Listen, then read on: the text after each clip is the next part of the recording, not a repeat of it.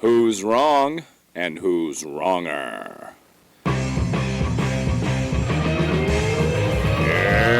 this corner, followed by millions, James the Exploding Unicorn Breakwell. And in that corner, ignored by millions, Steve Dash Rinko Lever.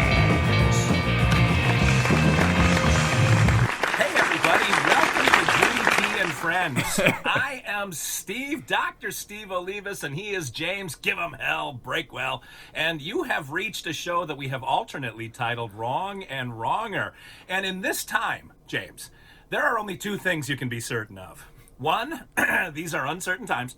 And two, this show will be here every week because James and I don't like to throw around the word hero, James, but we will pod through thick and thin, man. Yeah, the world keeps falling apart, and we're just here terrible as ever. Like, we don't get better, we don't get worse, we're just consistent. We are the rock around which you can build your life. Ooh, I like that. It is the show. Being the rocks that we are, I like to consider myself more of a rock star than a rock, but James has a certain density that he's trying to maintain. But we argue about things that don't mean nothing to nobody, and James, we have one that was pulled from the jaws of defeat. We've got victory, and Steve came through. What are we arguing about this week? This is a good one. I assume you looked around the room and just saw an Amazon package sitting in the corner. So we are going to argue which is better for wrapping a package, bubble wrap or those styrofoam peanuts. I would even add to that, which is better to insulate a package? Ooh. To make it shock-proof. Should it be bubble wrap or those styrofoam wormy-looking things?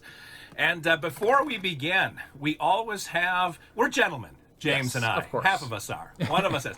And so we begin with compliments. And the one that really needs to buy his way into heaven most is always the one who goes first. And James, what compliment do you have for me? Well, I would like to compliment you on being so proud of that blurry football picture from your freshman year. You sent it to me individually, you shared it on Twitter, you probably shared it on Facebook, sent it out to all 5 of your friends on an email blast. Like, you were into it.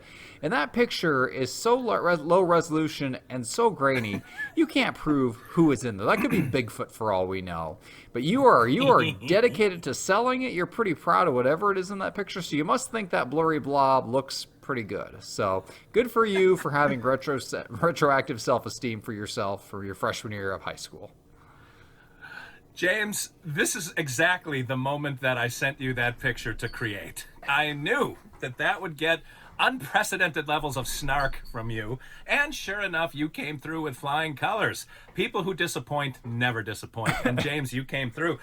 Yeah, it was one of those pictures where the guy had to put the cloak over himself and then hold the thing up over his head that explodes when he took the picture. So resolution wasn't really a thing back then. I'm surprised that they colorized it. I'd like to thank the people over at Disney for doing that. It was sepia tone when it first hit the Mukwonago chief, James. I understood what some of those words mean. That was our town newspaper. What was your town newspaper called? Oh, you're just trying to get me to give away my hometown. You're trying to get me killed.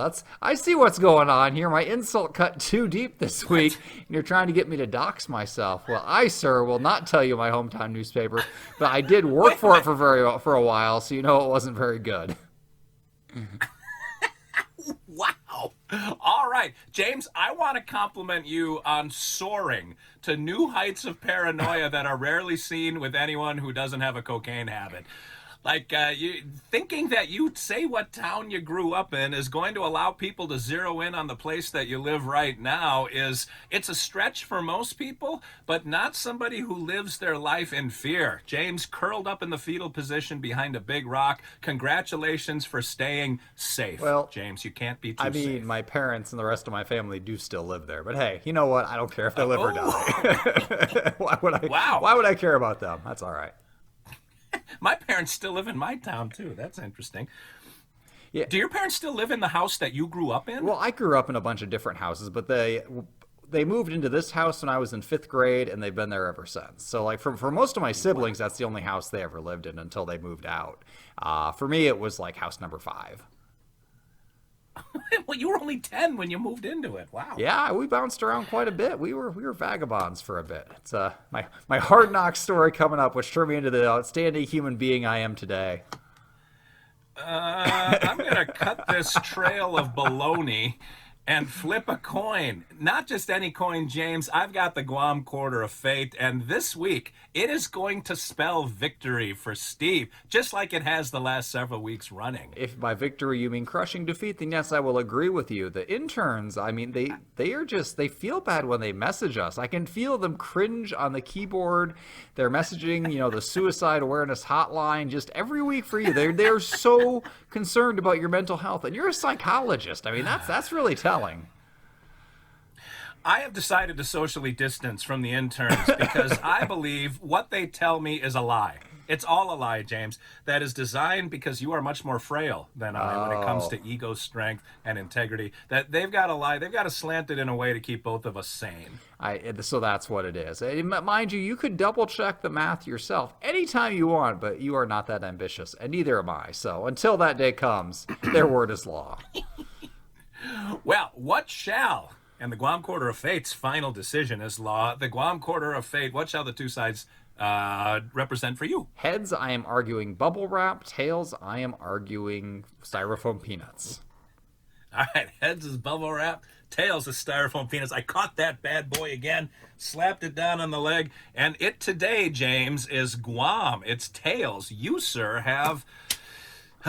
whatever the one was that you just said 5 seconds ago. You can't even remember the name of it, and it was your choice to have this to be the second option. But you know what? Styrofoam packing peanuts are where it's at because they fill the space. You can fill a box of any size with styrofoam packing peanuts. Bubble wrap, there's kind of a limit. It's just packed around tightly around that object, and it's going to bounce around. It on its own is useless. If you want it to be cushioned beyond that thin air and plastic veneer, you need the styrofoam peanuts. They will fill any space, any size, any shape, no matter how odd. They'll get in every nook and cranny. Like if you want to wrap something real effectively in bubble wrap, it's like trying to wrap a Christmas present. You got all these angles, you got to cut and tape. Packing peanuts, you just pour them in there. And those things, you can squish those things and they bounce right back. Like a bubble wrap sheet has a breaking point. It'll pop. People like to pop them. Styrofoam peanuts don't pop. They might smoosh and then they kind of reform. They don't bounce back all the way because they're so good at absorbing that kinetic energy, but they bounce back a bit, and that's how you know they're going to cushion the blow. If you want your package to make it there in one piece and to really protect your stuff, you're going to go with packing peanuts. The bubble wrap is for chumps. James, I don't go for anything arriving safely, and I don't use words like kinetic. All I know is that entertainment value is all that's important during these unprecedented times, and nothing in a box of plastic, styrofoam, whatever the heck they're made out of, peanuts, pay nuts. Ooh, never mind. Anyway, that was a whole weekend in Tahiti. Tijuana. I'm very confused, James, because I want to get my hands on some bubble wrap because it's outstanding. You can pop those things one at a time. You can roll it and then wring it like a dish rag and just get all of that aggression out. During these days of the vid, people are frustrated. They're in their homes. They gotta either I put a heavy bag in the garage and start wailing on it, or order something that comes wrapped in bubble wrap. You can step on it. The bubbles come in different sizes. They have big ones. They got little ones. The little ones, they squeeze. They pop like a beetle between your fingers. It's just so sadistically satisfying.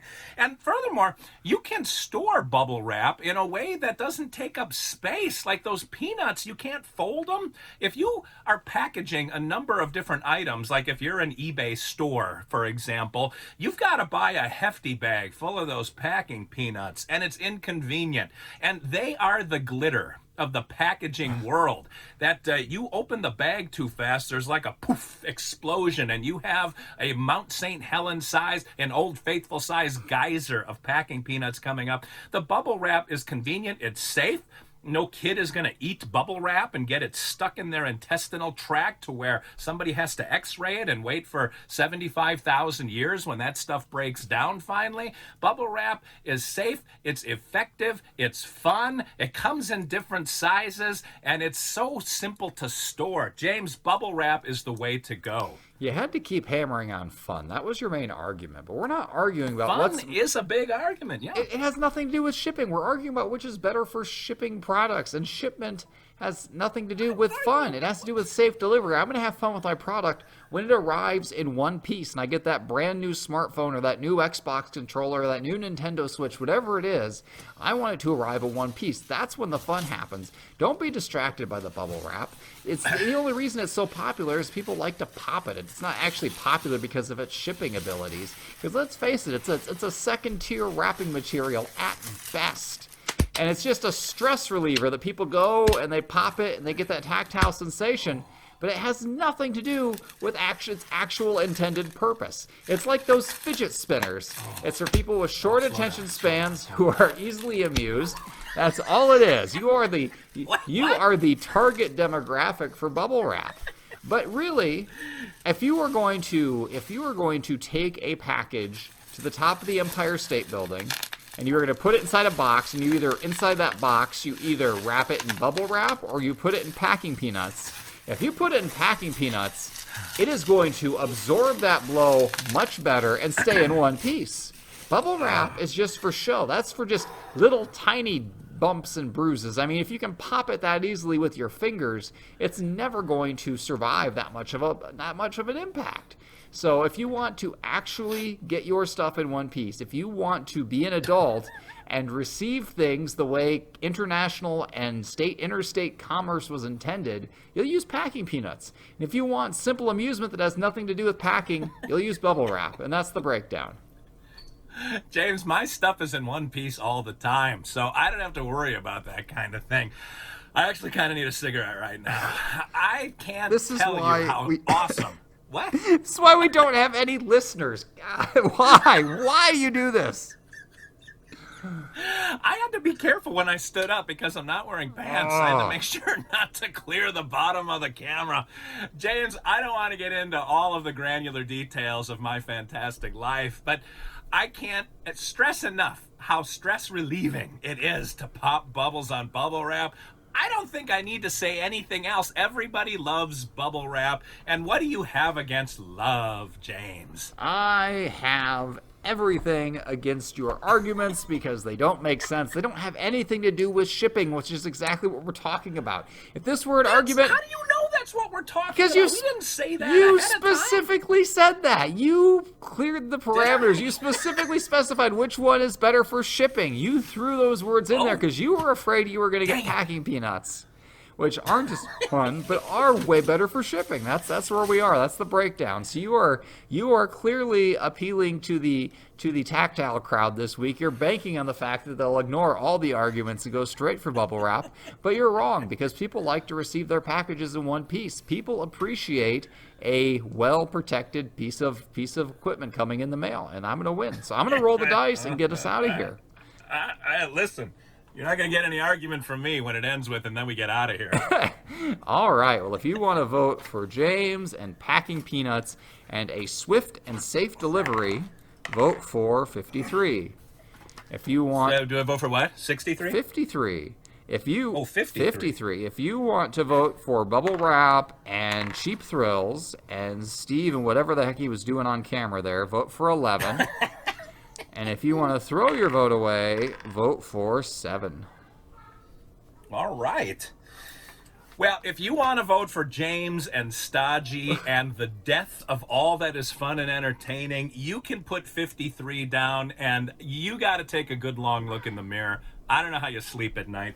If you want to vote for Steve and everything that is effervescent about life, vote for number 1, not once, but twice. Number 11 is like number 1 doubled, squared. That's my number. And if you want to throw your vote away, I actually, the thing fell off my leg and I'm not sure what James said, but 53 if you want to go and just be old. Anyway, all right, we have reached the end of another episode, and James, I couldn't be more delighted.